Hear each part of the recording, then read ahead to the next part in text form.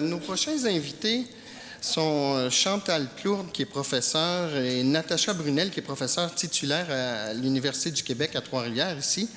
Et elles vont nous entretenir de l'intervention auprès des personnes judiciarisées qui sont utilisatrices de drogue.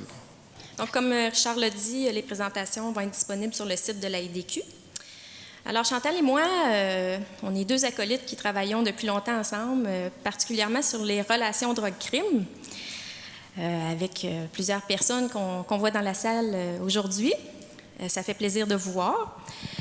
Donc, aujourd'hui, nous, notre mandat, c'est vous parler plus en termes de dépendance aux substances, et particulièrement de l'intervention au niveau des personnes judiciarisées qui consomment des substances. Donc, c'est de ça dont on va vous parler. Donc, la belle acétate à Chantal.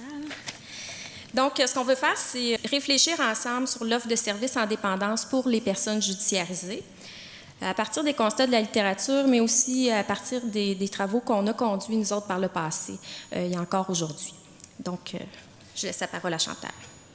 Donc, là, on a dit quand même pas mal de choses depuis ce matin. Depuis le début de la journée, je pense que vous le savez, là, les personnes judiciarisées, pour plusieurs, ont un trouble d'utilisation d'une substance. C'est dit, on le comprend.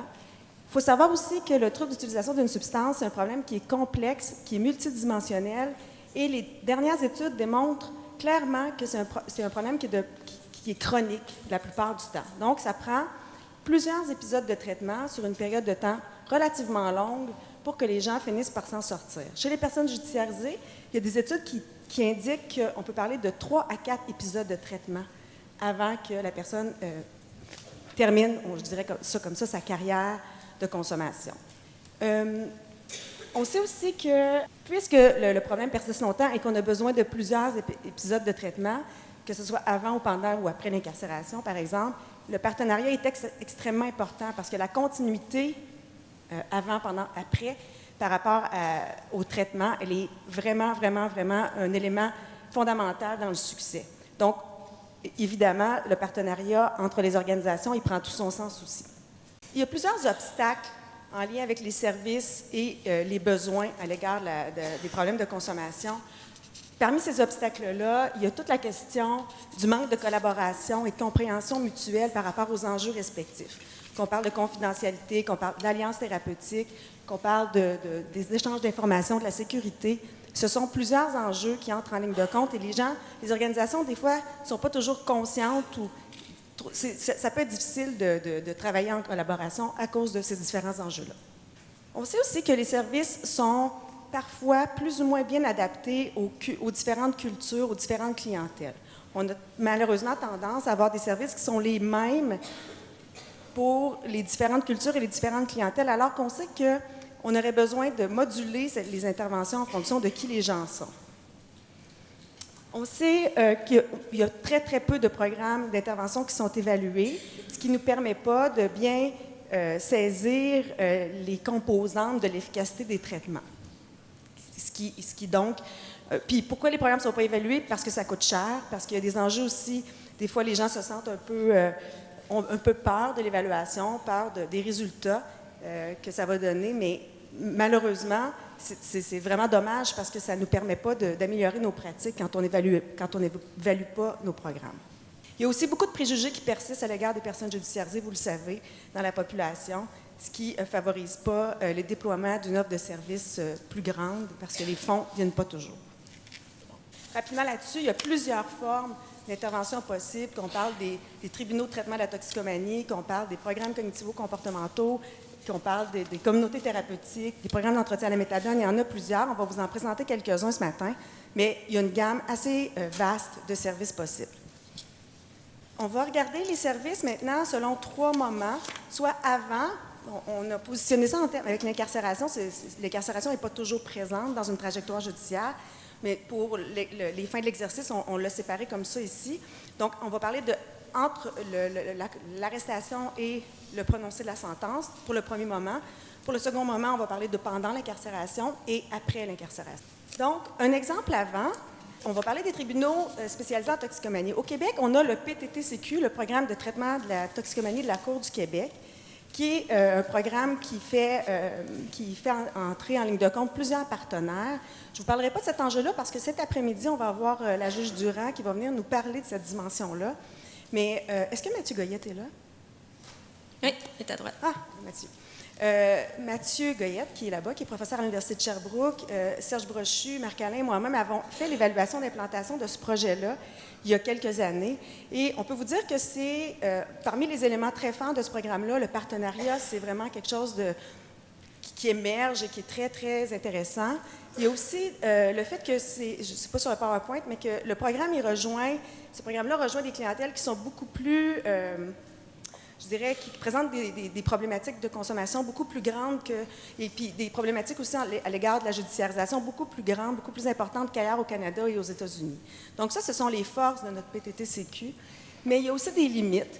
Évidemment, la durée du programme, c'est un programme qui est relativement long, qui va durer parfois jusqu'à 24 mois. Dans le contexte québécois où nos sentences ne sont pas très grandes et où on est axé sur la réinsertion sociale, je dirais que ce n'est pas très sexy pour une personne c'est pas très tentant de vouloir s'embarquer dans quelque chose d'aussi long. Il faut vraiment être très, très motivé. Donc, ça fait en sorte que les taux de rétention ne sont pas très bons.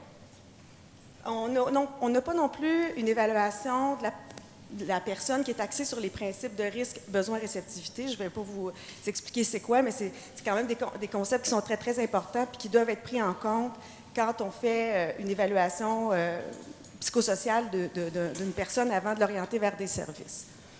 Il y a aussi des enjeux reliés au partage d'informations qui sont encore très présents. Mais on sait que les drug courts ou les tribunaux spécialisés sont prometteurs. On ne connaît pas toujours les composantes qui font, parce qu'il y a beaucoup de diversité dans les programmes. Celui qui se passe à Montréal est très différent de celui qui se passe à Toronto, à Vancouver, aux États-Unis. Donc, ça devient difficile d'isoler les composantes responsables de l'efficacité. On sait par ailleurs que, de façon générale, ces tribunaux-là contribueraient à diminuer la récidive pour à peu près 10 %. Pendant l'incarcération, maintenant, on sait, vous le savez tous, il y a une offre de service qui est très différente fédérale-provinciale. C'est sûr que l'enjeu, la durée de la sentence au provincial est très important, puis ça vient jouer un peu en défaveur de l'offre de service. Il y en a des initiatives, que ce soit au fédéral ou au provincial, qui s'inscrivent dans une perspective de réduction des méfaits. C'est variable beaucoup d'un établissement à l'autre, mais il y a des traitements d'entretien à la méthadone qui sont offerts. On connaît l'impact de ces traitements-là sur les personnes. On sait que ça diminue la consommation, ça a des effets très bénéfiques dans différentes sphères chez la personne. Malheureusement, la disponibilité elle est variable selon les établissements, puis c'est pas toujours facile de poursuivre un traitement qui est amorcé avant, pendant, puis c'est encore plus difficile d'amorcer un traitement pendant l'incarcération s'il n'y avait rien avant l'incarcération. J'ajouterais peut-être que l'élément important par rapport à ça, c'est que non seulement ça diminue la consommation, mais ça diminue quand même beaucoup la récidive. C'est un des premiers éléments qu'on est capable de prouver, c'est que les programmes d'entretien à la méthadone diminuent beaucoup les risques de récidive criminelle. Donc, on est en train, quand on travaille là-dessus, on est en train de travailler sur la sécurité de la population, indirectement, si on peut dire. Je vais vous parler d'un programme qui a lieu au provincial, qui s'appelle le programme Toxico-Justice, ou mieux connu sous l'appellation Département 21. J'ai vu Cathy qui est là, qui y travaille. Il y a peut-être d'autres personnes aussi qui le connaissent bien. C'est un programme qui est extrêmement intéressant, pour lequel j'ai fait l'évaluation d'efficacité avec Catherine Arsenault, Nadine Blanchette-Martin, Francine Ferland, Marc-Alain, encore une fois. Ce programme-là est offert donc à l'Établissement de Québec d'une durée de 6 semaines et qui est fait en collaboration entre le ministère de la Santé et des Services sociaux, le ministère de l'Éducation, Loisirs et des Sports et le ministère de la Sécurité publique.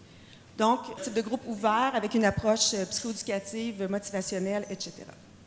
Les résultats de l'évaluation, au départ, quand on a commencé les analyses préliminaires, ça semblait vouloir être extrêmement positif sur différentes sphères psychosociales de la personne, notamment au niveau de l'impulsivité et de la détresse psychologique. Par contre, quand on s'est mis à faire des analyses plus robustes, on n'était pas capable de faire sortir des résultats, on n'était pas capable de dire que le programme était efficace ni inefficace, pour différentes raisons, notamment selon nos hypothèses, du fait que c'est un programme, comme je vous dis, qui dure 6 semaines, mais dont 50 qui est du lundi au vendredi. Les gars sont quand même dans une unité 7 jours par semaine, mais le samedi-dimanche, il n'y a pas de traitement.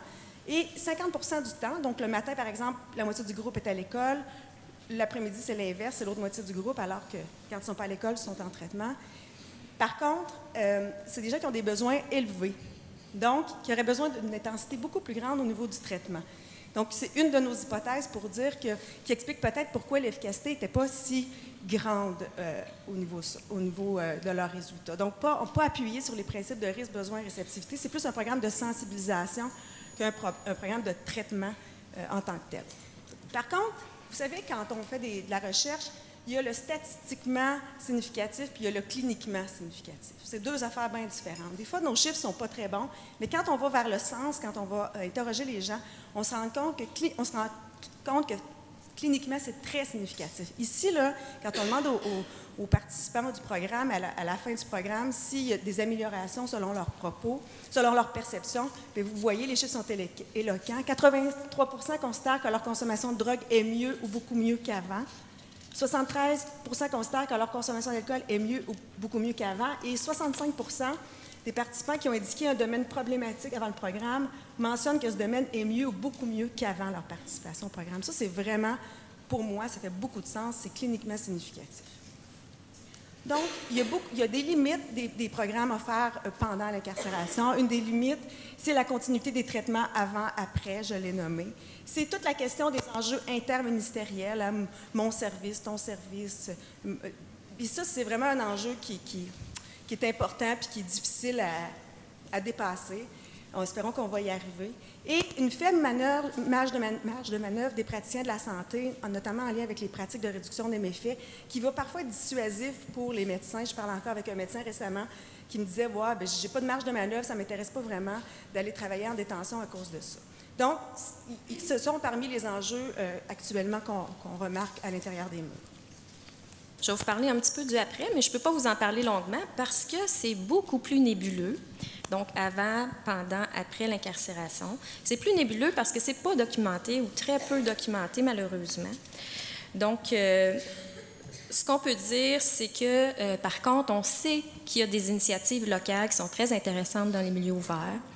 Mais comme je disais, c'est peu documenté, peu évalué. Une journée comme aujourd'hui devrait pouvoir faire émerger certaines de ces pratiques prometteuses. On connaît des exemples intéressants, là, c'est pas exhaustif du tout, mais quand même, on sait qu'il y a le CRC L'Étape qui est en Estrie. On va avoir la chance d'entendre lors de la table ronde Marie-Josée Eppel, justement, du CRC L'Étape. On sait aussi qu'il y a le CRC L'Arc-en-Soi qui spécialise aussi un peu plus au niveau de la toxicomanie, qui se situe dans le Bas-Saint-Laurent. Donc, il y a d'autres initiatives, très certainement, mais c'est peu documenté et donc, c'est difficile d'en parler beaucoup. Dans la littérature, il y a à peu près, il n'y a pas grand-chose. On sait qu'il y a des services, évidemment, qui sont offerts en interne et en externe par les CIS et les CIUS, quand même aussi aux personnes judiciarisées après la détention. On sait que ça existe. Il y a des CIUS, par exemple, on sait qu'il y a des programmes justice dans des CIUS. Malheureusement, ce n'est pas le cas dans tous les CIS et les CIUS. Donc, il y a des initiatives vraiment très intéressantes. Il y a des ententes de services avec des ressources certifiées en dépendance également.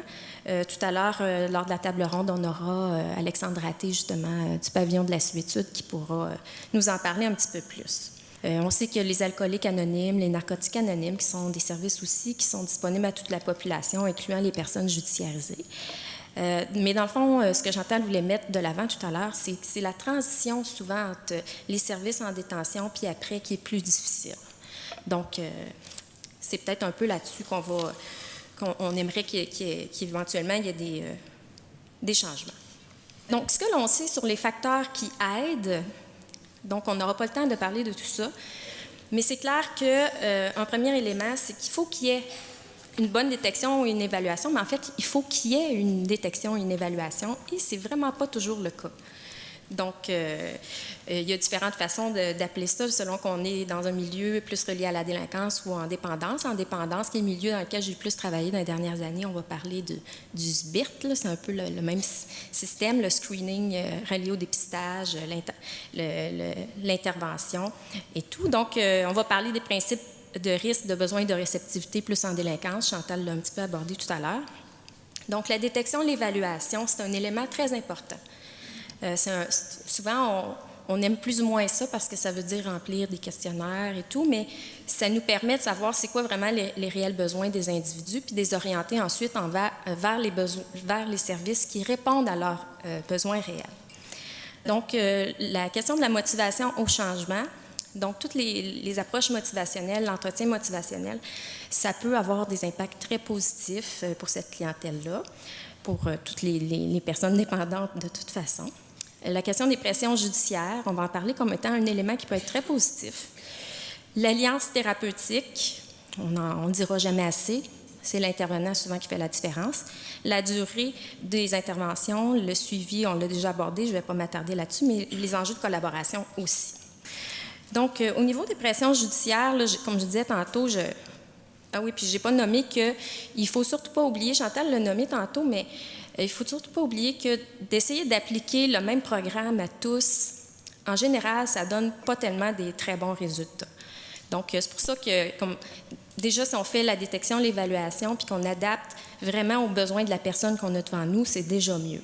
Donc, la même recette pour tous, là, ça ne marche pas tellement. C'est ce que la littérature nous dit, du moins. Donc, au niveau des pressions judiciaires,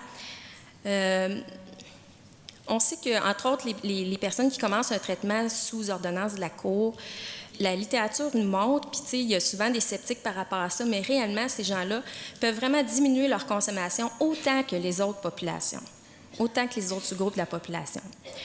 Par contre, c'est sûr que ils partent comme avec une prise, si on peut dire. Souvent, ils ont un moins bon pronostic, ces gens-là, qui sont les toxicomanes délinquants, sauf s'ils persistent en traitement. Fait qu'un de nos rôles, c'est d'essayer de faire en sorte qu'ils persistent un peu plus longtemps en traitement. Puis, ce qui est important de savoir aussi, c'est que les études montrent que les pressions judiciaires vont avoir un impact positif, surtout en amont. Donc, avant d'avoir la sentence, ça peut avoir un impact plus grand que quand c'est quelqu'un qui a déjà eu sa sentence, etc. C'est pas perdu non plus pour ceux qui ont déjà eu leur sentence, mais ce que je veux dire, c'est que c'est quand même, partout on a des fenêtres d'opportunité, mais peut-être au début du processus judiciaire, c'est une bonne fenêtre d'opportunité. Donc, les pressions judiciaires peuvent avoir un effet positif sur la consommation et sur la récidive criminelle. On a vu qu'il y avait un lien assez étroit entre les deux. Ce que les études démontrent aussi, c'est que si quelqu'un va en traitement suite à des pressions judiciaires, ça reste une occasion de créer une alliance thérapeutique qu'il faut saisir. Je vais vous parler un petit peu d'une recherche à laquelle j'ai collaboré. En fait, j'ai dirigé un axe de recherche de ce qu'on appelle la recherche à RUC. Le grand Manitou de cette recherche-là était Serge Brochu. On était plusieurs avec lui, dont Karine Bertrand et moi. Karine va être une des animatrices cet après-midi. Donc, nous, on s'occupait de l'axe 1, puis on voulait, dans le fond, comprendre du point de vue des personnes toxicomanes elles-mêmes, la rencontre entre leur trajectoire de consommation puis leur trajectoire d'utilisation de services. Puis il y avait un axe 2 qui était un peu les mêmes objectifs, mais du point de vue des gestionnaires, des intervenants de différentes ressources. Je vais vous parler un petit peu plus du côté des toxicomanes eux-mêmes. Juste vous dire que ces personnes-là, on les a recrutées surtout dans les urgences hospitalières, à la Cour criminelle, dans 2 régions du Québec, c'est-à-dire Montréal et Mauricie-Centre du Québec, puis quelques-uns dans les CSS. On pourra en reparler si vous voulez, mais je ne vais pas m'attarder sur ce sujet. Je reviens sur la motivation. Écoutez, là, on va se dire les vraies affaires, là. C'est vrai que souvent, on a vraiment l'impression que les personnes judiciarisées qui arrivent en traitement, par exemple, ne sont pas motivées à changer. Donc, d'eux-mêmes, les personnes qu'on a interrogées nous disent que, surtout les premières fois qu'ils sont allés en thérapie, c'est vrai qu'ils n'étaient pas tellement motivés. Ce qu'ils nous disent, puis on les a vus à 2 reprises à un an d'intervalle, ce qu'ils nous disent, c'est que ça évolue. Ça évolue en cours de traitement, ça évolue quand ils restent en traitement, ça évolue quand ils réussissent à créer un bon lien avec leurs intervenants. OK? Donc, la motivation, ça change. Donc, ça veut dire qu'il ne faut pas baisser les bras quand on a quelqu'un dans notre bureau qui semble peu motivé. On peut appliquer différentes techniques, notamment des techniques d'approche motivationnelle. Encore une fois, je répète que quand même, la motivation est plus malléable avant le prononcé de la sentence. Donc, ce n'est pas perdu après, mais c'est important de le dire. Souvent, le discours qu'on entend, c'est il n'est pas motivé, il ne veut pas changer, je ne peux rien faire, il n'est pas rendu au fond du baril. Donc, il y a plusieurs, dans le fond, résultats scientifiques qui ne vont vraiment pas dans ce sens-là là, dans les dernières années.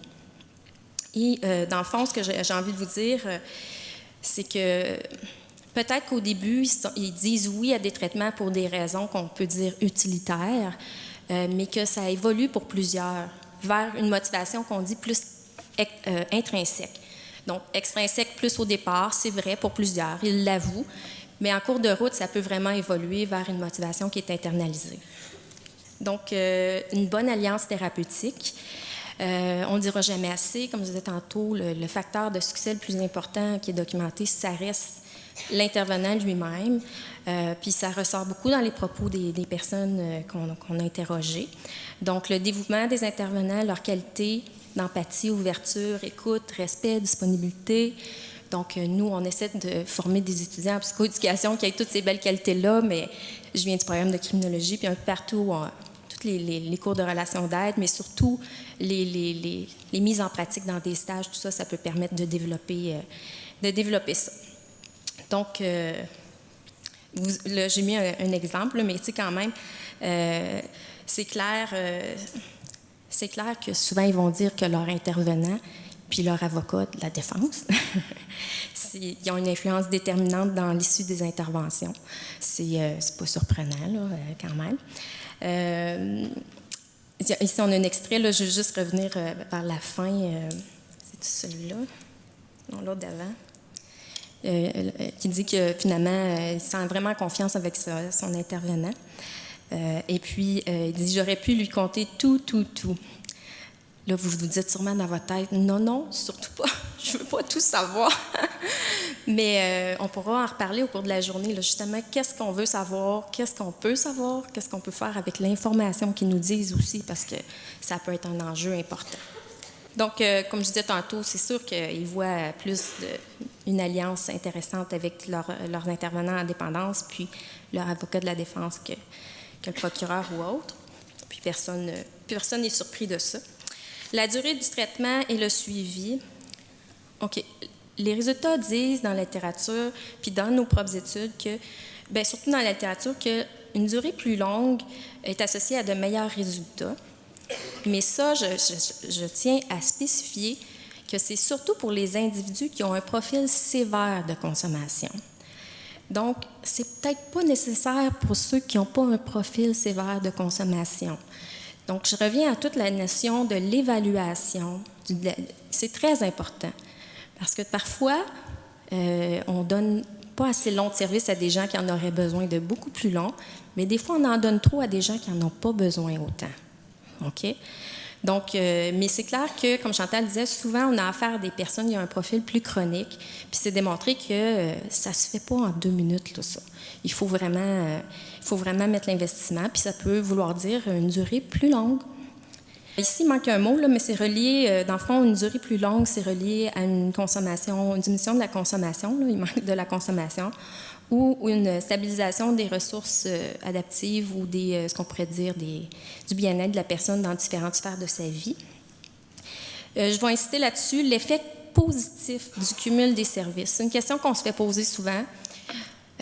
Souvent, on est découragé, on baisse les bras parce que la personne, ça fait plusieurs fois, au moins 2-3 fois qu'on lui permet d'aller en thérapie, on lui suggère d'aller en thérapie, puis on constate qu'il y a une rechute. Chantal le dit, c'est un processus qui est long, surtout pour ceux qui ont un profil plus sévère. Ça peut vouloir dire plusieurs épisodes de traitement. Alors oui, entre autres, j'avais quelqu'un qui est commissaire de libération conditionnelle, mais il me disait, qu'est-ce que ça veut dire ton résultat? Est-ce que ça veut dire qu'il faut quand même que je lui permette de retourner en traitement? Bien, probablement que c'est ça que ça veut dire. OK? La continuité des services, on ne dira jamais assez, elle est souhaitable, puis elle favorise une réinsertion sociale réussie, mais aussi une diminution de la récidive. Donc, il ne faut pas oublier que c'est très relié, la délinquance puis la consommation. Tu travailles sur la consommation, nécessairement, tu es en train de travailler sur la récidive. Donc, puis on ne dira pas assez encore, le traitement dans la collectivité puis le suivi, là, entre autres de la détention après, là, c'est vraiment quelque chose d'essentiel pour le maintien des acquis, là, pour ceux qui réussissent à en faire pendant. Donc, l'effet cumulatif, vous retenez que c'est positif des différents traitements. La collaboration, je vais terminer là-dessus. Il y a des efforts pour améliorer l'intégration des services. Honnêtement, depuis que je travaille dans le domaine depuis une vingtaine d'années, j'ai vu beaucoup d'améliorations, beaucoup d'initiatives très intéressantes. Par contre, les liens de collaboration entre les ressources demeurent souvent difficiles à établir, puis surtout à maintenir, pour différentes raisons qu'on pourra aborder aujourd'hui. Les facteurs facilitants, c'est le travail en concertation, c'est le fait de formaliser des ententes entre les organisations, de systématiser les processus de collaboration, donc que ça ne se fasse pas une fois de temps en temps, dépendamment de c'est qui l'intervenant, d'augmenter les contacts entre les organisations comme on fait aujourd'hui. Les obstacles ils vont être abordés, mais les questions éthiques, ça reste quelque chose de très important. La question de la confidentialité, la question des ordres professionnels, le partage d'informations. Qu'est-ce qu'on partage? Comment on fait ça? Donc, ça reste des enjeux très importants. Puis aussi le fait que dans plusieurs situations, on est face à des gens qui ne sont pas nécessairement d'accord d'aller en traitement. Donc, qu'est-ce qu'on fait avec ça? C'est pas évident. Il y a plusieurs formes de collaboration, je veux juste vous dire ça. C'est démontrer que juste donner une carte d'un organisme et dire à quelqu'un d'appeler, ça ne marche pas très bien. La Cadillac, c'est vraiment d'accompagner les gens. Mais c'est un luxe qu'on sait très bien que ce n'est pas toutes les organisations qui sont capables de se payer, mais il peut y avoir un entre-deux intéressant. Donc, je veux juste vous dire que la collaboration, c'est un mot un peu fourre-tout, qu'on peut mettre toutes sortes de choses là-dedans, mais il y a des niveaux d'intensité. Je vais prendre la suite. Non, remets-les, mes yeux sont importants. Ah, les MC. En fait, ces yeux-là, Natacha vous l'a dit, on travaille ensemble depuis une dizaine d'années. C'est les yeux qu'on s'est faits, toutes les deux, quand on s'est dit, qu'est-ce qu'on va leur dire comme conclusion? On n'est pas toujours d'accord, toutes les deux, sur quoi dire, sur comment voir les choses, mais des fois, on est d'accord. Là, on s'est entendu sur certaines petites choses à vous répéter avant de vous quitter. Donc, ce qu'on se dit, Natacha et moi, en toute humilité, ce qu'on pense, sur quoi on est d'accord, c'est que le fait de ne pas déployer une offre de service qui prend en compte les différents niveaux de besoins des personnes judiciarisées dépendantes nuit au processus de rétablissement, à la réintégration socio-communautaire, c'est ce mot-là que je cherchais, et à la sécurité du public. Pour nous, ça, c'est fondamental, c'est important. Il y a une mobilisation actuellement, on le voit, vous êtes là, mais elle est insuffisante. Il va falloir monter un petit peu une marge de plus pour que ça soit optimal pour les personnes judiciarisées. On est d'accord aussi pour dire qu'il y a certaines pratiques qui sont reconnues inefficaces et qui persistent. Natacha a parlé de la longueur des traitements. Il y a plein d'autres choses aussi qui persistent alors qu'on sait que ce n'est pas efficace. On sait aussi qu'il y a des résistances personnelles, sociales, organisationnelles qui persistent au détriment des besoins de ces personnes-là. Et on sait aussi, puis c'est ça qui est beau, c'est qu'il y a des initiatives intéressantes au Québec actuellement, mais malheureusement, ces pratiques-là, elles demeurent trop méconnues, puis confinées dans leur sous-système. Puis aujourd'hui, on a une belle occasion d'en entendre parler et de travailler ensemble pour faire en sorte qu'on monte une marche de plus. Alors, je terminerai là-dessus, puis je vous souhaite une belle journée.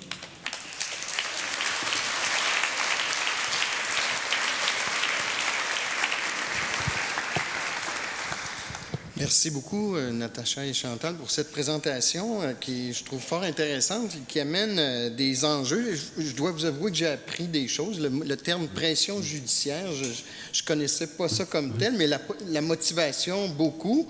Puis c'est intéressant de voir les niveaux de motivation dans le cadre des traitements de la toxicomanie versus peut-être d'autres diront le niveau de motivation dans une approche de réduction des méfaits communautaires.